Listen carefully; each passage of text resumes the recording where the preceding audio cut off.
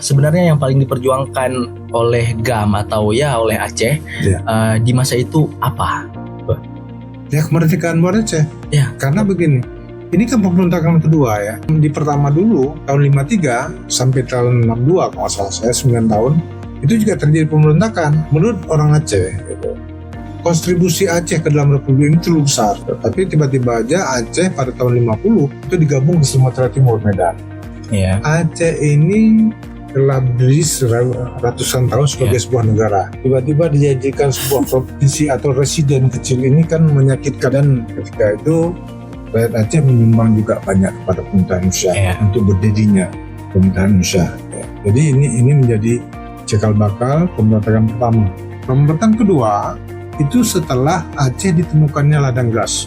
Hasan Tiro itu mengingatkan kepada pemerintahan Indonesia untuk menagih janji